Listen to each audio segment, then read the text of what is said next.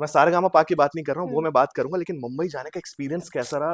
बॉम्बे का एक्सपीरियंस मैं बताऊँ अगर आपको ऑनेस्ट। और वो मैच्योरिटी आती है निकल कर, तो हुँ। सारेगामापा तक वो जाती। ये सब एक फेलियर से स्टार्ट हुआ एक्चुअली देखा जाए तो। हम्म। तेरी नज़र ने ये क्या कर दिया, मुझे से ही मुझे को जुदा कर दिया, मैं रहती हूँ तेरे पास कहीं, अब मुझे एक कंपटीशन था जिसमें मैं बहुत बुरी तरीके से हारी। ना प्यार मैं तेनू कर दी। हाय, प्लीज वेलकम। हाय नरेन। मैं आपके साथ आरजे नरेंद्र, और ये जो सुबह है बहुत खास है क्योंकि हमारे साथ बॉलीवुड की प्लेबैक सिंगर ऐश्वर्या पंडित जुड़ी हुई हैं। एंड मैं एक बेहतरीन सा पॉडकास्ट आपके लिए लेकर आया हूँ जिसका नाम है डीप एंड डाइव।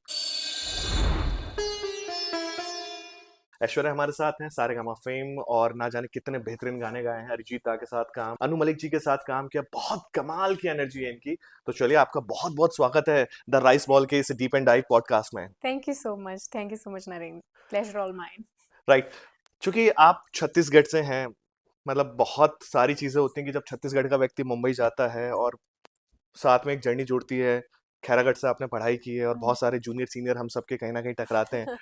तो मुंबई जाने का एक्सपीरियंस, मैं सारेगामापा की बात नहीं कर रहा हूँ, वो मैं बात करूंगा, लेकिन मुंबई जाने का एक्सपीरियंस कैसा रहा? बीइंग अ फीमेल वहाँ बहुत स्ट्रगल्स होते हैं, तो कैसा, मतलब कैसे कोप अप किया? शुरुआती जर्नी में जानना चाहूंगा आपकी। बॉम्बे का एक्सपीरियंस मैं बताऊं अगर आपको ऑनेस्ट होके तो शुरू में मैं जाना ही नहीं चाहती थी मुंबई। राइट। मुझे ऐसा था कि मुझे रायपुर से बहुत प्यार, सारे फ्रेंड्स यहाँ पे, और मैं कॉलेज काफ़ी यंग, ऐसा कि मेरी लाइफ छूट रही है पीछे और मैं क्यों जाऊँ बॉम्बे, मेरे फ्रेंड्स यहाँ हैं, मेरी लाइफ इंजॉय सारा सब कुछ चल रहा है। मैं जाना एक तरीके से ऐसा था कि राइट। अपनी सारी चीज़ें छोड़ के, बिल्कुल। ख्वाहिशें छोड़ के आप एक नया पाथ को फॉलो करने के लिए आप चले जाओ। मुझे ऐसा लगता था रायपुर से भी हो सकता है, बट बॉम्बे जाने के बाद चीज़ें डिफरेंट हो गई, और ये सब एक फेलियर से स्टार्ट हुआ एक्चुअली देखा जाए तो। हम्म। एक कंपटीशन था जिसमें मैं बहुत बुरी तरीके से हारी।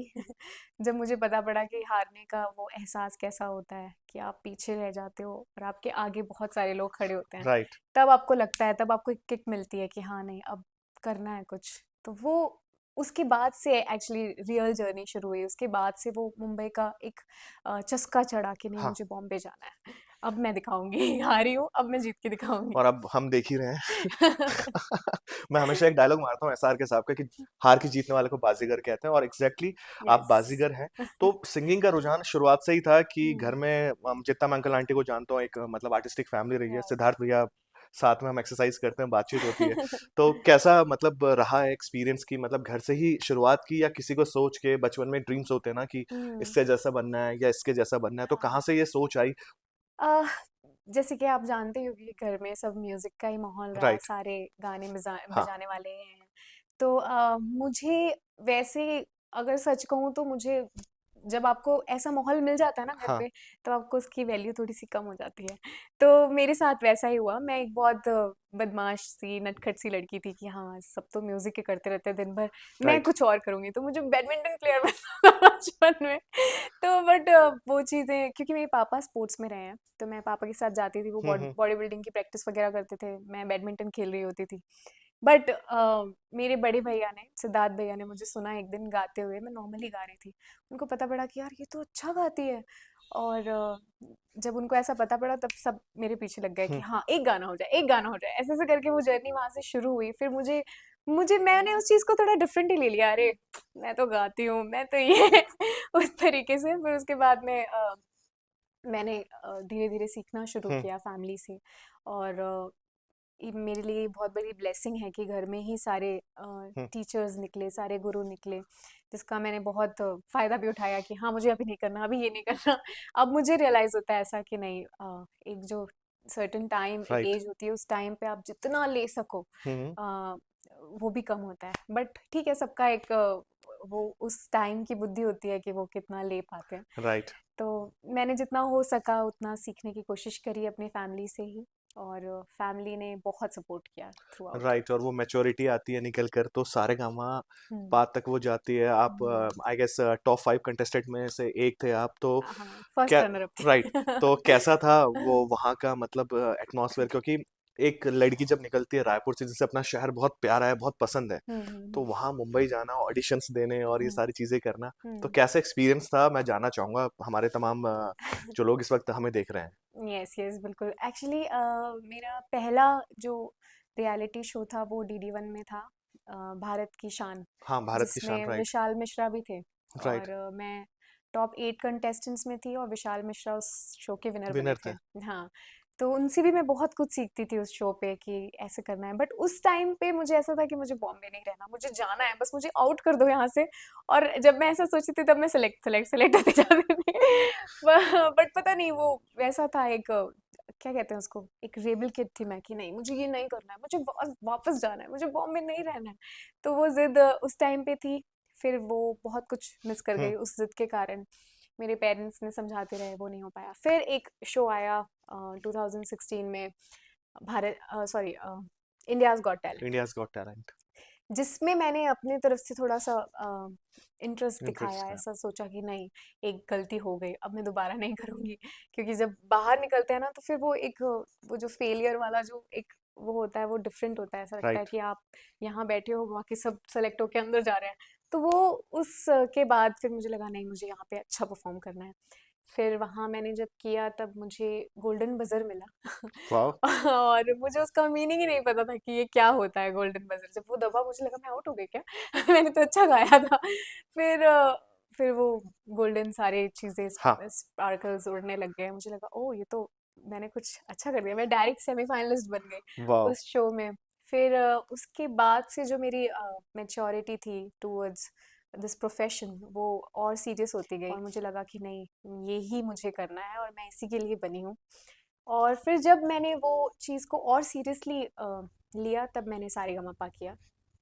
सारेगामापा के टाइम में बहुत ज़्यादा सीरियस थी, मुझे था कि नहीं मुझे ये बहुत अच्छे से करना है। और वहाँ पे भी जो क्रू था वो इंडियाज गॉट टैलेंट वाला ही क्रू, तो पॉजिटिव एनर्जी वाली अगर बात करें तो एक वाइब जो एक रहती है वाइब वो जो रहती है मिलती वो थी। वहाँ हो गई। वो हाँ। ऐसा हुआ कि जब मैं ऑडिशन के लिए जा रही थी आई वॉज वेरी नर्वस, क्योंकि आप हम्म। चाहे कितना ही कुछ करो एक स्टेज, और जब आपको कहते हैं ना कि जब ऐसे काउंटडाउन शुरू होता है 10 9 नाइन 8 एट सेकेंड सेवन 7, तो वो काउंटडाउन शुरू होने के पहले वो नर्वसनेस आ ही जाती है, चाहे आप कितने ही प्रिपेयर्ड हो। बट उससे जस्ट पहले वो ही क्रू था, और उनमें से एक लड़की थी, उन्होंने बोला अरे ऐश्वर्या तुम हो क्या, मैंने कहा हाँ। अच्छा यूर नेक्स्ट, मैंने कहा यस। ओ ये तो गोल्डन गर्ल है यार, ये तो इसको इंडियाज गॉट टैलेंट में गोल्डन बजर मिला था। तो वो सुन के पता नहीं क्या एक एनर्जी क्रिएट हुई, एक अंदर से एक ऐसा कॉन्फिडेंस हम्म। आया, और वो उसने मुझे बहुत ईज कर दिया। मैंने कहा हाँ मैं तो गोल्डन गर्ल हूँ। फिर उसके बाद मैं अंदर गई, और वो वाइब इतनी अच्छी हिट करी कि वहाँ भी मुझे गोल्डन मेडल मिला, जो राइट। कि पूरे शो में सिर्फ 3 ही लोगों को मिलता है। हम्म। तो I was one of them. Golden medal का मतलब ये होता है कि आप डायरेक्टली टॉप 10 में पहुंच जाते हो, हम्म। जहाँ 100 लोग ऑडिशन दे रहे हैं। राइट। तो मैं 100 लोगों में से टॉप 10 में आ गई। तो ऐसे ये चीज़ें वर्क करी, और मैं इंडियाज गॉट टैलेंट से सारेगामापा में आई। वाह। तो लक या फिर बात करें मेहनत, मतलब हम्म, कहते हैं कि लक का भी होना बहुत जरूरी है, क्योंकि ये बिल्कुल। जो हमारी ग्लैमर की इंडस्ट्री है, हम्म तो मेहनत तो करती है ऐश्वर्या, वो तो हर कोई जानता है, घंटों रियाज करना पड़ता है, लेकिन लक के फेवर के बारे में क्या कहेंगे कि मतलब वाकई लक आपके लिए रियल लाइफ में मैटर करता है? आह, मुझे इस थ्योरी के बारे में बहुत पता नहीं है, हम्म। बट मुझे जैसे जैसे टाइम बीत रहा है तो ऐसा लगता है कि लक सच में बहुत इम्पोर्टेंट बहुत है। इम्पोर्टेंट है। और अब जैसे जैसे मैच्योरिटी आ रही है लाइफ में, जब आप चीज़ें देखते जा रहे हो तब मुझे ऐसा लगता है कि हाँ, वो शायद एक टाइम और आपका टैलेंट हम्म। जब टकरा जाता है ना, एक वो सही टाइम पे आपकी सही अपॉर्चुनिटी राइट। जब टकराती है तब आपका लक काम करता है थिंग्स विल वैसा। टेक टाइम, कहा जाता है कि यस समय लेती हैं चीजें, लेकिन वो यस यस तभी होती है जब लिखी होती हैं, because correct. It's destined. Yes exactly. तो जैसे सारेगामापा में गई तो मुझे ऐसा लगता है कि वो लक भी बहुत स्ट्रांग था। राइट। वैसी वाइब क्रिएट होना, वैसी चीजें आना, फिर वैसा गाना, फिर हम्म। सॉन्ग सिलेक्शन, फिर आपके जजेस को उस टाइम पे, मतलब मैं तो नंबर भी बहुत बिलीव करती हूँ। आई डोंट नो लोग बिलीव करते हैं कि नहीं, बट राइट। मैं बहुत ज्यादा इस पे फोकस करती हूँ कि मेरा बैच नंबर, अगर मैं 16 हूँ तो मैं 7 हो रही हूँ, अच्छा मैं 7 ठीक है कि नहीं है। ऐसे 4 हो रहा है, 4 ठीक है कि नहीं, पता नहीं, मुझे बिलीव है इस चीज़ पे। तो मैं न्यूमरोलॉजी पे और इन सब चीज़ों पे भी बहुत बिलीव बिलीव करती हैं, करती हूँ, लक पे भी बहुत बिलीव करती हूँ। मुझे लगता है कि लक होना चाहिए और होना होता ही चाहिए है। और होता है, और वो आपके कर्म के साथ में और आपके एज के साथ में वो चीज़ें ऐड ऑन और प्लस राइट, माइनस चलती रहती हैं। तो मैं बिलीव करती हूँ, मैं कर्मा पे बिलीव करती हूँ। मुझे लगता है कि चीज़ें ऐसी करो जिससे आपका लक फेवर पे आता तभी है जब आपके काम भी अच्छे होते जाते राइट। हैं। यस। लक की बात चल रही है, 2021 में हमने एक छत्तीसगढ़ी गाने पे काम किया था। यस। आपने फर्स्ट टाइम मैं रिक्वेस्ट की थी मैंने आपसे, आप मुंबई से आए ऑल द वे, आप आपने गाना रिकॉर्ड किया और बहुत हिट रहा वो गाना उस साल। राइट। हाँ। तो थैंक्स कहना चाहता हूँ आपको कि एक ग्रेटिट्यूड बनता है कि जब आपके लिए कोई डिफिकल्ट टाइम पे आता है और आपकी हेल्प करता है, तो हुँ। मैं सबसे पहले थैंक्स दूंगा सारे जो मेरे लिसनर्स हैं, व्यूअर्स हैं, उनसे। अरे इसमें थैंक यू की तो बिल्कुल बात नहीं है। तो मेरी कर्म भूमि है, मेरी जन्मभूमि है राइट। छत्तीसगढ़, और यहाँ से मुझे कुछ भी काम मिलता है तो ये मेरे लिए ऐसा हो जाता है ना, जैसे एक छोटे बच्चे को वो कोई शाबाशी देता है, pampering kind of thing. Pampering जैसा कि हाँ आप पूरी दुनिया घूम के आओ तो आपको वैसा फील नहीं होता, बट राइट। एक माँ बाप ऐसे हाथ रख देते हैं ना कि हाँ अच्छा काम किया। तो छत्तीसगढ़ से जब भी मुझे कोई ऐसी अप्रिसिएशन हम्म। मिलती है तो मुझे वैसा ही प्राउड फील होता है कि नहीं, मेरी मेरी माँ ने मेरे सर पे हाथ रख दिया। तो छत्तीसगढ़ मेरे लिए वैसी प्लेस रखता है, तो राइट। यहाँ का कोई भी काम करना मेरे लिए मोर देन अ प्लेजर है। ऐसा कि इसमें थैंक यू की कहीं बात ही नहीं आती। मेरे लिए बड़ी बात है कि मैंने छत्तीसगढ़ का कुछ कुछ तो कर आई पाई। थिंक आपका छत्तीसगढ़ी वो पहला गाना था। यस, मेरा पहला गाना था। स्वप्निल भाई के साथ हमने उसे बाद में गाना हमने पूरा किया और काफी हिट करेक्ट। रही थी चीजें। Right, right, right. अच्छा, अब यहाँ से अगर छत्तीसगढ़ की बात चल रही है तो रायपुर की क्या चीज़ है जो आप मिसिंग, मतलब बहुत मिस करते हो मुंबई में, कि ये चीज़ मैं मिस कर रही हूँ? फ्रेंड्स। Of course. रायपुर के फ्रेंड्स, रायपुर की वाइब, रायपुर की सादगी, रायपुर की सड़कें, ये तो और रायपुर का खाना। आहा, हाँ, मुंह रायपुर में का पानी आ गया। खाना सीरियसली, मतलब मैं अभी डाइट पे हूँ, पर अगर रायपुर आती हूँ तो मुझे बिल्कुल नहीं रहा जाता। ऐसा लगता है कि कर यार लेंगे डाइट बाद में। डाइट आर्टिस्ट जो होता है ना ऑलवेज डाइट पे रहता है यार, मैंने एक चीज देखी है कि मतलब उसे 1 इंच भी अपना वजन बढ़ावा नहीं चाहिए उसे। बिल्कुल नहीं, मैं क्योंकि आपकी लाइफ फिर कैमरे से रिलेट हो राइट। जाती है, और कैमरे पे जब आप जाते हो तो पता नहीं, आप भले नॉर्मली आपको हम्म। आप दुबले लग रहे हो या फिट लग रहे हो, बट कैमरा आपको सही बता देता है कि नहीं, यहाँ से थोड़ा फैट बढ़ गया है। तो वो कैमरे वाली लाइफ को देखते हुए आपको थोड़ा बहुत मेंटेन करना पड़ता है, और फिर रिग्रेट होता है यार रात को राइस क्यों खा लिए। तो फिटनेस की बात चल रही है तो मतलब फिट रहने के लिए क्या शेड्यूल होता है? हम्म। फिर उसके बाद मैं अध्यात्म की तरफ चलूंगा, फिर डीप एंड डाइव जो हमारा सेगमेंट है वो वेट कर रहा है। तो फिटनेस के लिए क्या करना प्रेफर करते हैं आप मुंबई में? रायपुर में तो चलिए मैनेज हो जाती हैं चीज़ें, हम्म। मुंबई क्योंकि बहुत क्राउडेड है, सारी चीज़ें एक जगह से पहुंचने में दूसरी जगह में घंटों का सफर तय करना होता हम्म। है, तो वहां पे कैसा रूटीन रहता है, खुद कैसे मतलब मेंटेन होती हैं चीज़ें?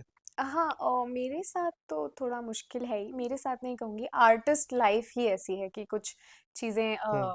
कुछ भी ऐसा स्टेबल नहीं रहती। कभी भी कहीं जाना है, 2 हम्म। दिन कहीं जाना है, 1 हफ्ते के लिए जा रहे हो आप, टूर करते जा रहे हो, तो फिर चीज़ें मैनेज करना मुश्किल हो हम्म। जाता है। बट मैंने इस चीज़ को थोड़ा-सा क्रैक करने की कोशिश की है, इस तरीके से कि वर्कआउट मैं डेली नहीं कर पाती, पर मैं उस चीज़ को वॉक से या फिर थोड़ा बहुत रनिंग या फिर फ्लोर एक्सरसाइज हम्म। या फिर डाइट से बैलेंस करने की कोशिश करती हूँ। जब डाइट भी पॉसिबल नहीं हो पाती तो फिर मैं छोड़ देती हूँ, मैं कहती हूँ जान दो। 2-3 दिन का ब्रेक लेना कुछ बुरा नहीं है। तो वैसा भी है, मैं बहुत ज़्यादा स्ट्रिक्ट नहीं हूँ खुद को लेके। हम्म। मैं सोचती हूँ हाँ होता रहेगा, थोड़ी बहुत चीज़ें लाइफ में आती जाती रहती हैं, इट्स ओके। तो अध्यात्म कितना बड़ा रोल प्ले करता है ऐश्वर्या पंडित की लाइफ में? अध्यात्म की अगर बात करें या मेडिटेशन की बात करें, तो आप करती हैं मेडिटेशन? पहला सवाल ये पूछूंगा मैं।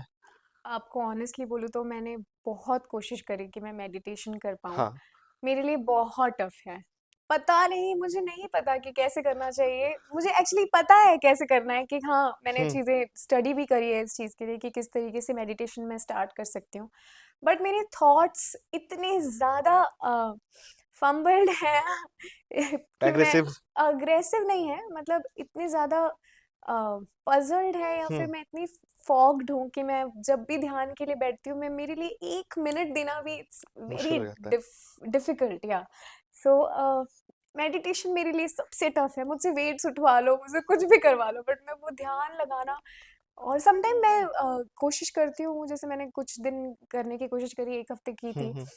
तब मैं थोड़ी बहुत डीप डीप होने लगी थी उसमें। तो मुझे ऐसा भी होता था कभी-कभी कि मैं ध्यान लगाते-लगाते पता नहीं मेरी आँखों से अपने आप आँसू आने लगते थे। तो मेडिटेशन मेरे लिए टफ है क्योंकि थॉट्स मेरे अनस्टॉपेबल हैं। सो आई डोंट नो, आप मुझे गाइड करो किस तरह करना चाहिए। नहीं, मैं बेसिकली जैसे मैं खुद रेडियो बैकग्राउंड से हूँ, तो 2025 की मैंने थीम ही ली थी कि मतलब एक दिन में नहीं होगा लेकिन एक दिन जरूर होगा। तो हम्म। मतलब आई थिंक मुझे ऐसा लगता है कि जिसको भी मेडिटेशन करना है, जितना मैं हम्म। करता हूँ, हम्म। श्री श्री जी के साथ मैं जुड़ा हुआ हूँ, तो हम्म। मेडिटेशन करने के लिए हम क्या करते हैं कि मतलब हफ्ते में अगर 7 दिन नहीं निकाल पा रहे हैं तो हम्म। 4 या 5 दिन तो हम्म। निकालने पड़ेंगे आपको, और हम्म। एटलीस्ट 15-20 मिनट आपको मुझे हम्म, लगता है कि देना चाहिए। देना तो चाहिए। आप सोचने की स्मरण शक्ति, श्री श्री रविशंकर जी को हम सब हम्म। फॉलो करते हैं, तो वहां से बहुत पावर मिलती हैं, चीजें बहुत बेटर हम्म। होती हैं। राइट, राइट, तो राइट। आई थिंक आप करेंगे तो बिल्कुल चीजें होंगी। बिल्कुल, आपने अब बताया है तो मैं आई विल डेफिनेटली ट्राई। और अध्यात्म की अगर बात करें तो हम्म। कितना, जैसे आप अध्यात्म से जुड़ी हुई हैं, कितना लगता है कि नाम जब से चीजें बेटर हो रही हैं? बिल्कुल। अब तो मुझे ऐसा लगता है कि जो जनरेशन है वो पूरी ही कहीं ना कहीं धीरे धीरे डाइल्यूट होती जा रही है इस एग्जैक्टली। तरफ। और मैं खुद भी बहुत कनेक्टेड फील करती हूँ। मैं शुरू से ही बहुत स्पिरिचुअल रही हूँ, मेरा हम्म। बहुत बिलीव रहा है। मैं जिस फैमिली से बिलोंग करती हूँ वहाँ पे भी यही देखा है मैंने बचपन से हम्म। कि सुबह उठकर पूजा करना, है ना, जल चढ़ाना और ध्यान करना और फिर भजन सुनाना। हमारे यहाँ पूजा भी थोड़ी डिफरेंट होती है, राइट। नॉर्मल पूजा नहीं होती है हमारे यहाँ, बहुत सुरीली पूजा होती है। मेरी मदर का कहना है कि आपको गिफ्ट मिला है हाँ। म्यूजिक का, संगीत का, तो उसको आप जितना सर्व कर सको भगवान को, तो वही सबसे बड़ी पूजा होती है। तो मैं, मेरी पूजा में मैं यही कोशिश करती हूँ कि मैं उनको भजन सुनाऊँ। मैं कृष्ण भक्त हूँ, कृष्ण भगवान की डिवोटी हूँ। तो मैं उनको भजन सुनाती हूँ पूजा करने के टाइम पर, टाइम बिताती हूँ। अब जैसे जैसे टाइम और ज़्यादा आगे आता जा रहा है मेरी लाइफ में, मैं उतनी ज़्यादा भक्ति में और पूजा पाठ में मेरे को वक्त बिताना ज़्यादा अच्छा लगता है।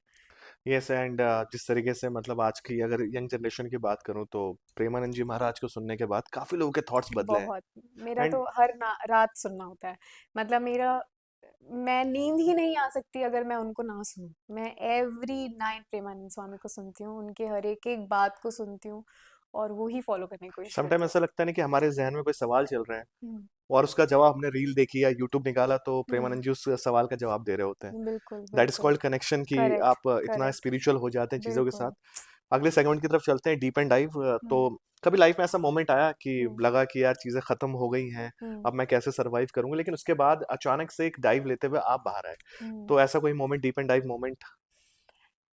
ऐसे तो बहुत सारे मोमेंट होंगे। बहुत सारे मोमेंट्स हैं जहाँ पे ऐसा लगा कि चीज़ें ख़त्म हो गई और फिर उसके बाद ऐसा लगा कि हाँ, आ गया वापस से। वापस से ट्रैक पे आ गई लाइफ। तो ऐसी बार बार होती है एक्चुअली चीज़ें, जैसे कि मुंबई में भी बहुत सारे, अब म्यूज़िक इतना हम्म। डिफ़िकल्ट भी हो गया है क्योंकि आप बॉम्बे जाओ तो आपको गली गली में सिंगर्स मिलते हैं, not right. Only in Mumbai, all over India अब में। तो चीज़ें, हाँ। हाँ, बहुत ग्लोबल हो चुकी है ये चीज़। तो आर्टिस्ट को अपना एक मुकाम बनाना एक बहुत बड़ा टास्क हो गया आज के टाइम पे। और मुझे ऐसा लगता है आर्टिस्ट, हर आर्टिस्ट स्ट्रगल कर रहा है किसी भी लेवल का, चाहे वो एग्जैक्टली। बिगिनर हो, चाहे वो मिड लेवल पे हो, चाहे वो एक बहुत बड़ा स्टार भी क्यों ना हो। एक स्टार को भी एक टेंशन है कि हाँ यार, अब मैं इस जगह पे कैसे बना रहा हूँ, है ना। उसके लिए तो सबके लिए अपना एक स्ट्रगल है। तो मेरे लिए भी बहुत बार आते हैं जिसमें कई बहुत बड़े बड़े म्यूजिक डायरेक्टर्स के लिए मैंने गाने गाए। हम्म। मुझे ऐसा लगता है वाह, अब तो हो गया, फिर एकदम से ऐसा पता पड़ता है कि नहीं, वो गाना रिलीज भी हो गया और वो किसी और ने गा दिया। तो राइट। हाँ, तो वो एक ऐसा शैटर्ड वाला मोमेंट भी हम्म। आता है कई बार कि यार, ये तो मेरा होता, या मेरा तो ऐसे एक रात में ये चीज़ें चेंज हो जाती। फिर ऐसा होता है कि एकदम लो हो जाते हो आप। फिर उसके बाद में अपॉर्चुनिटी दोबारा पॉपअप हो जाती है कि वो नहीं तो ये सही, और वो उससे बेटर होती है। राइट। तो ऐसी चीज़ें चलती रहती है मेरे साथ भी। और बस यही है कि चलते रहो, काम करते रहो, बिलीव रखो, और हार जीत तो चलती रहती है। जैसे हमारे प्रेमानंद स्वामी कहते हैं कि इतनी चाह क्यों रखनी है ना। बिल्कुल, जो है पर्याप्त आप है। कर्म करते जाओ, बाकी चिंता मत करो। तो मैंने ये फिलॉसफी और इस चीज़ को ना बहुत अच्छे से बांधने की मैं हर बार कोशिश करती हूँ। जब भी मुझे ऐसा लो फील होता है, हम्म। मैं सोचती हूँ कि नहीं, छोड़ो, मेरे लिए नहीं होगा, शायद कुछ और। तो मैं बहुत ईज से काम करना सीख रही हूँ धीरे धीरे, कि मुझे बहुत ज़्यादा, मैं ईगर नहीं हूँ किसी चीज़ के लिए, हो जाएगा सब। तो अरिजीत सर के साथ काम करने का एक्सपीरियंस कैसा रहा? बिकॉज मैं पर्सनली अभी तक तो उनसे मिला नहीं हूँ, लेकिन हम्म। जितना मैं समझता हूँ कि मतलब काफी सपोर्ट करते हैं नए आर्टिस्ट को, क्योंकि वो खुद फेम हम्म। गुरुकुल से निकले और वहां हम्म। तक वो पहुंचे हैं। तो उनके साथ का एक्सपीरियंस कैसा रहा आपका? आह, मैंने जो गाना गाया था उनके साथ में, ओ साइया, सलीम सुलेमान सर के लिए, उनका मेल वर्जन था, मेरा फीमेल। हम्म।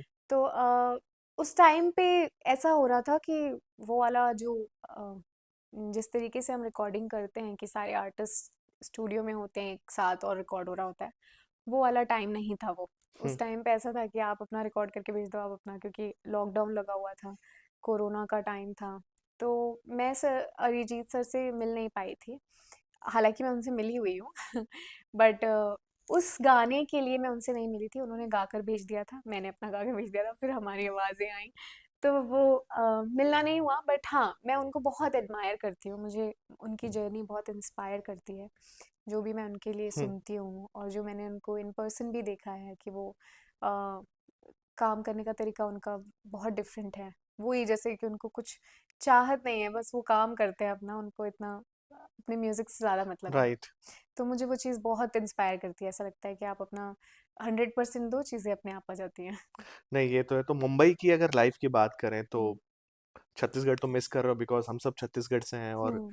बाहर जब जाते हैं मुंबई तो, लेकिन मुंबई की एक पॉजिटिव चीज की बात करें, एक पॉजिटिव एस्पेक्ट अगर ऐश्वर्या पंडित डिफाइन करें मुंबई को, हम्म। तो वो क्या कहना चाहेंगे?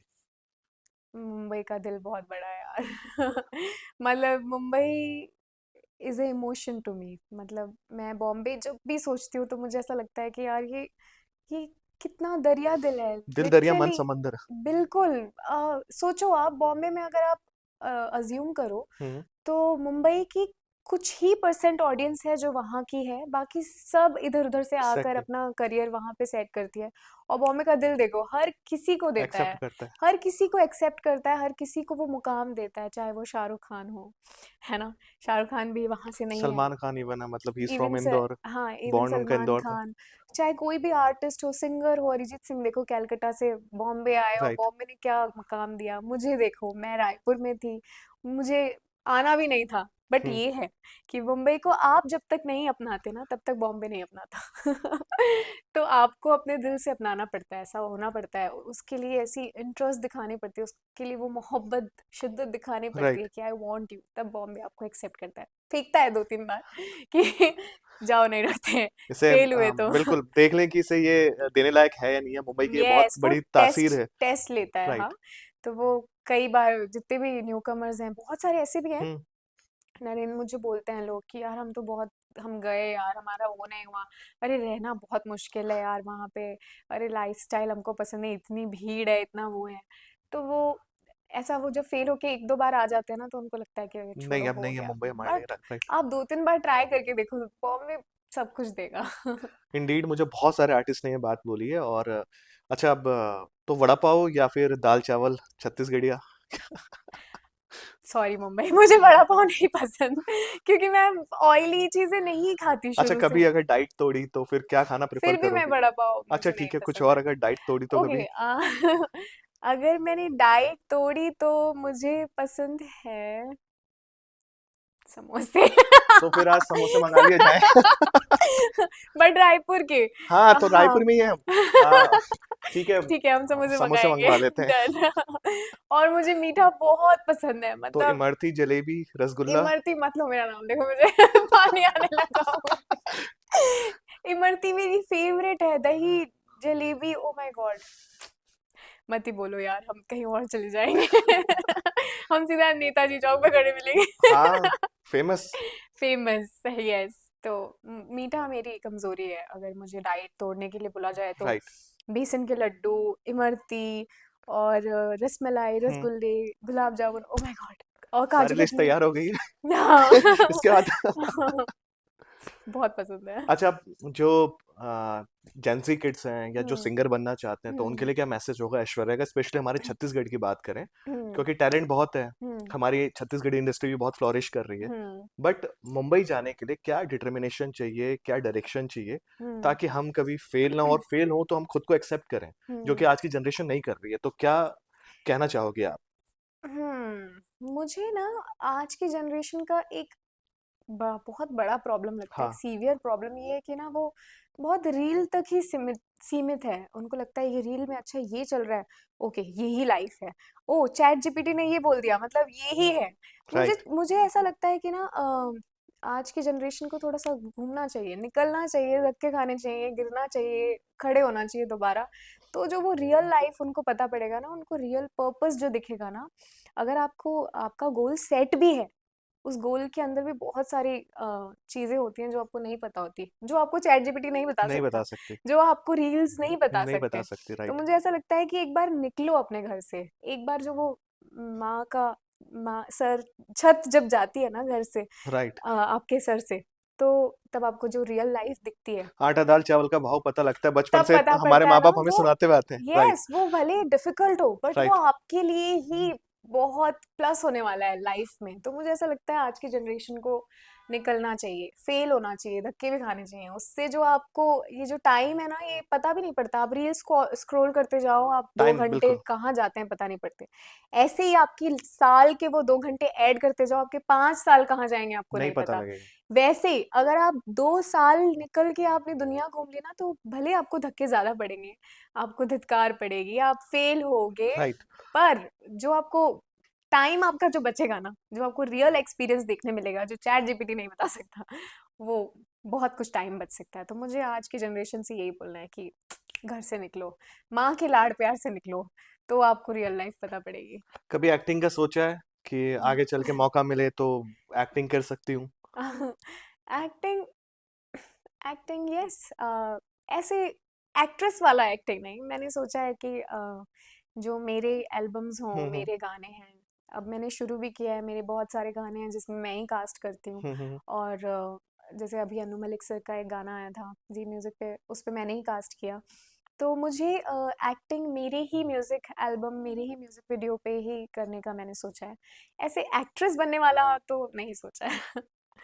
तो बहुत सारे गाने आपकी आवाज में, जैसे लग जा गले, या फिर हम्म, थोड़ा थोड़ा प्यार हुआ, हम्म, या जितनी दफा, मतलब आपसे जब भी बात होती है मेरी, या जब भी आपके गाने सुनता हूँ, तो ऐसा लगता है कि मतलब कानों में, जिंदगी में एक जादू सा हो गया है, मतलब कुछ बटरफ्लाई उड़ रही हैं क्योंकि इतनी खूबसूरत आवाज है आपकी। Thank you. तो मैं चाहूंगा कि एक गाना, 2 लाइन प्लीज, मतलब रिक्वेस्ट। ओके। लग जा गले तो लता जी का गाना है। जी। बाकी उसको मैंने गाया था तो उसके बाद से लोगों को वो बहुत पसंद है मेरी आवाज़ में। और थोड़ा थोड़ा प्यार हुआ वो तो बहुत इज फेवरेट गाना है मेरा भी। Yes is very close to my heart. तो वो ही सुनाती हूँ आपको। पक्का पक्का। तेरी नजर ने ये क्या कर दिया, मुझे से ही मुझे को जुदा कर दिया। मैं रहती हूँ तेरे पास कहीं, अब मुझे को मेरा एहसास नहीं। दिल कहता है कसम से कि थोड़ा थोड़ा प्यार हुआ तुमसे, कि थोड़ा इकरार हुआ तुमसे, कि थोड़ा थोड़ा प्यार हुआ तुमसे, कि थोड़ा इकरार हुआ तुमसे। Just wow, thank you so thank much. You. इतना कीमती समय आपने मुझे दिया, और इन सब रश के बीच में फ्लाइट है आपकी, सारी चीज़ें हैं, तो थैंक यू सो मच। और thank you, means a lot. Last में बस इतना कहना चाहूँगा कि वो खूबसूरती की मूरत ज़िंदगी को ना जाने किस मोड़ पर ले जा रही है, उनसे मुलाकात क्या हुई, जैसा लगा कि नूर से कहीं रोशनी आकर ज़िंदगी रोशन कर गई। क्या बात है, क्या बात है, इतनी तारीफ, thank you thank you thank you so much, thank you thank you so so much much for joining Naren. Us, और आशा करता हूँ कि 26 ढेरों खुशियां लेकर आए, और आप सेम टू और यू। आगे जाएं। Thank you so much. तो आपके लिए भी बहुत सारी खुशियां लाए, और ये जो आपका चैनल है और ये बहुत सारा तरक्की करे, बड़े बड़े आर्टिस्ट आए, फिर आप मुझे दोबारा बुलाओ। आप जब बोलेंगे आपका स्वागत है। Thank you so much ji, Naren for having me. Thank you so much. तो अगले एपिसोड में आपसे फिर मुलाकात होगी, तब तक के लिए थोड़ा सा मस्त रहो, थोड़ा सा व्यस्त रहो, ये जरूरी है, और थोड़ा सा अध्यात्म से जुड़ो। Thank you so much for joining us. Thank you.